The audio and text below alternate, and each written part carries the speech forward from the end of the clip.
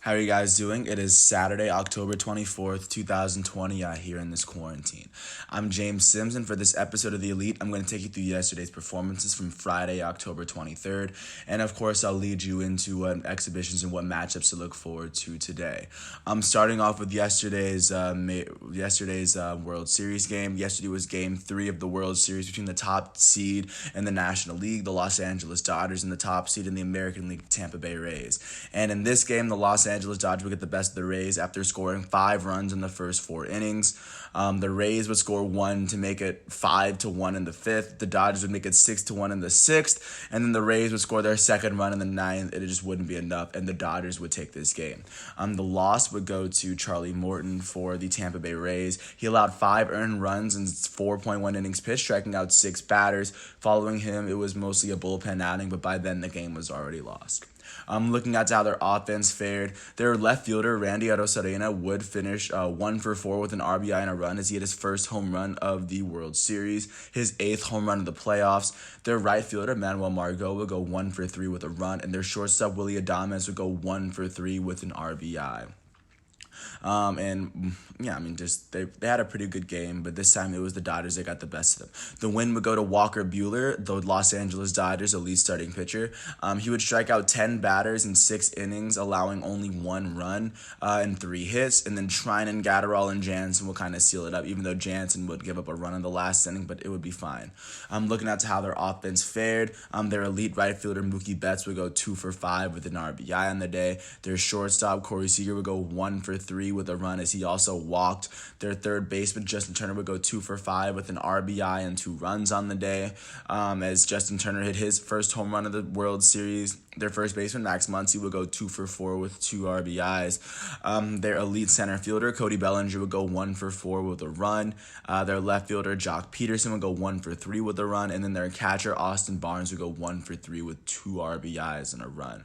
And then with this win, the Los Angeles Dodgers now officially lead this series 2-1, jumping into Game 4, which will be played tonight at 8:08, as the Rays are going to be the home team. And looking at how this matchup is going to fare, this one's going to be Julio Urias, who's been having an amazing postseason for the Los Angeles Dodgers, some of which in relief. He's going to take on Ryan Yarbrough, as I don't even think he's going to get more than 2 innings of a start, as this looks like this might be another bullpen outing for the Tampa Bay Rays to try to even up this series. Once again, the Dodgers have a chance to go up 3-1, as they are 2 wins away from clinching a World Series title, as the Tampa Bay Rays are now 3 games away from clinching a World Series title.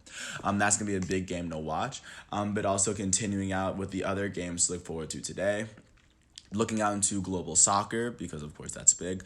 Looking at in the Bundesliga, Bayern Munich is going to take on Eintracht Frankfurt at 9:30 today. Robert Lewandowski, who's been playing in amazing form, is looking to show up for them. Also, Borussia Dortmund's going to take on FC Schalke. FC Schalke, one of the worst teams in the Bundesliga. And then Borussia Dortmund's looking to try to see if they can catch Bayern, of course, in the Bundesliga race.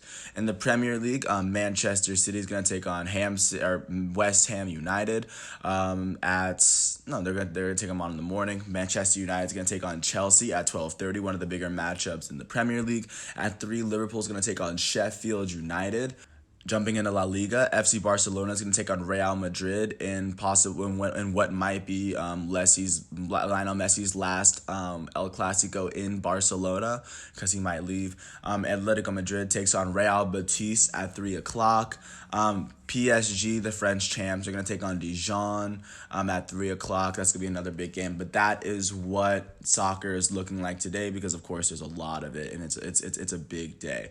And also because it is Saturday, it'll also be a good amount of college football today to look forward to. Here for Week 8, starting off today, going down the list. Number 1, Clemson's going to take on unranked Syracuse at 12 o'clock. This will be the first game of the first week of Big 12 play, or Big 10 play, as 5th-ranked Ohio State's going to take on Nebraska on Fox. 14th ranked UNC is going to take on 23rd ranked NC State in their in-state rivalry on ESPN at noon.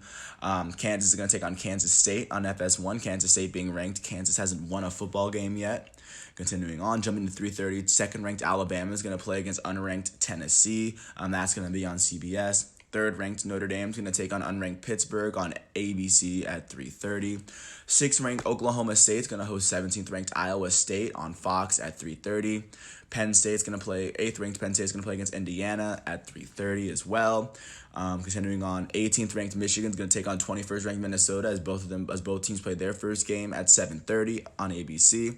11th-ranked Miami's going to host 1-3 Virginia on ACC Network at 8 o'clock. 9th-ranked Cincinnati is going to take on 16th-ranked SMU. Both teams are undefeated in the American Conference.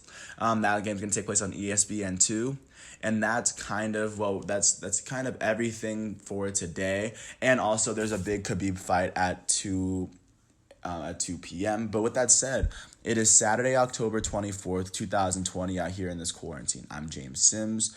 And once again, this is The Elite, and I want to thank you once again for listening to all 6 minutes of this piece. I really hope all is well.